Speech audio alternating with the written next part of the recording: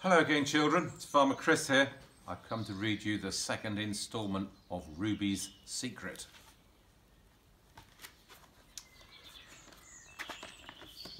Then, like a great big yawn, the barn doors opened and everybody scarpered except Ruby and that deep voice.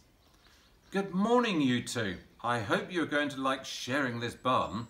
It's big enough for two, Rusty. Rusty and you've been on your own for far too long now. It's about time you had a new friend. The man sounded like he really cared for Rusty, and Ruby could tell he was kind, which meant she had indeed come to a really nice place. Let's celebrate with some music.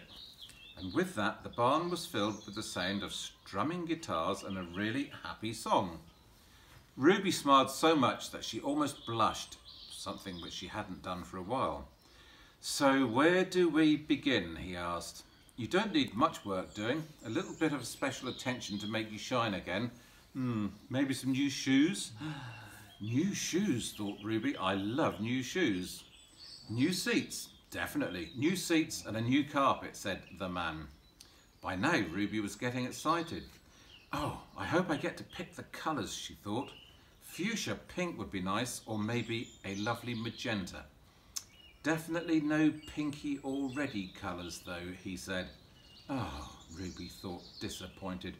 As long as it's not black or brown, yucky brown would be awful. Perhaps a nice beige or brown, he said.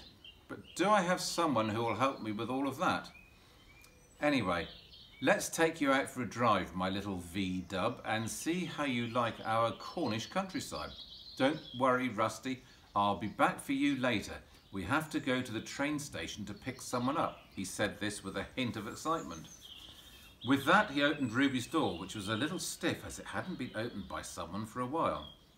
Her handle was cold, but he blew on his hands as he sat in the seat and prepared to turn the key. Ruby was glad he didn't feel like he was a heavy man, as her seat was precious to her at the moment. Please start, please start, please start, thought Ruby. She really wanted to please him. First turn, nothing. Second turn, a gentle click. Third turn, and they were off. She heard Rusty let out a yeah. Oh, careful with the gears, she said as he crunched her into reverse. Whoops, sorry old girl, he said with a grin. I'll forgive you, but less of the old girl, huffed Ruby. It was a cold day again, but there was no frost on the ground, just a warm haze over the meadow as the morning sun started to warm the earth. They drove along the lanes and into the village. Ruby felt good to be on the road and smiled from bumper to bumper. They didn't go far, but stopped at the garage so Ruby could have a drink. My goodness, she was thirsty, and she was glad when she felt full up again. Okay, let's get you back to the barn. We don't want Rusty to get jealous, do we? Ruby liked her new owner. He sounded happy, and anyone who talked to themselves was okay by her. Ruby still hadn't seen Rusty, but felt he was maybe a very special friend to this man. She secretly couldn't wait to meet him. The next few days passed without much happening, although Ruby did have a lovely bubble bath, which was great fun, and ended with Mac, who she was now on first name terms with, covered in bubbles and pretending to be grumpy. There's Mac covered in bubbles and pretending to be grumpy. The chickens continued to sing very badly, and Ruby had now learnt they were called Sheila, Audrey, Mavis, and of course Ducky. She could tell them apart as they all wore different scarves. Sheila wore a red and white spotty one, so that's Sheila. Audrey wore a green and yellow one, so that's Audrey. Mavis wore a blue and purple stripy one, which Ruby thought were not good colours together, and Ducky wore a bonnet. The owl, she learnt, was quite old and fell off the beam a lot, and when he lost his balance as he nodded off. Therefore, many bales of hay were piled up to soften his landing. The pond ducks only came into the barn when it rained, which was odd, as ducks like the water, but they insisted they only liked being wet when they chose to be. So Ruby was content and enjoyed her chats with Rusty, who still wouldn't try and guess her name. If only he could see her, he would guess first time. Ruby was glad that no work had been started on her yet, as it was still not quite warm enough to be outside, but it wouldn't be long until the little meadow flowers awoke and rabbits scurried in the woods and maybe some more little ducklings arrived on the pond.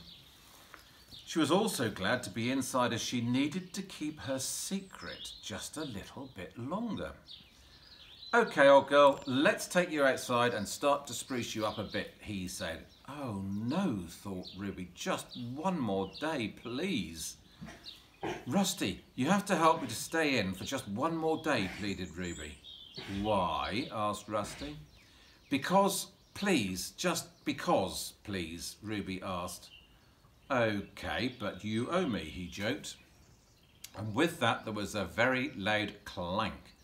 "Oh no, not again, Rusty. If that falls off one more time, Sorry, old girl, you'll have to wait a bit while I fix Rusty."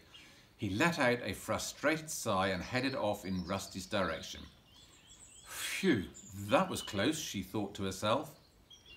Night time came very quickly and Ruby knew what she had to do. She took a very, very, very deep breath and then let it out as quickly as she could. Her doors burst open, nearly hitting Mac.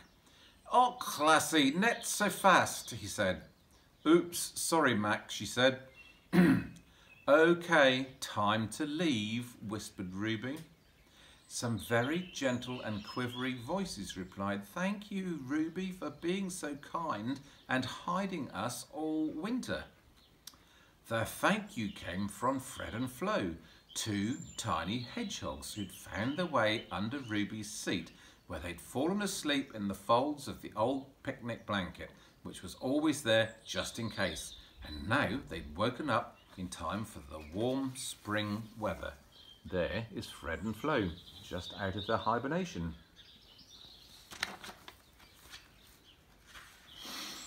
"You're very welcome," said Ruby. And with another deep breath, she let out a sigh and went gently down so Fred and Flo could jump out and scurry away. "Before you go, can you please go and say thank you to Rusty for his help? I couldn't have done it without him." "Okay," they said, and thanked Rusty and scurried out of the barn. So now Ruby didn't need to worry about keeping her secret anymore. "You're very special," said Rusty. "Oh, it was my pleasure," she said.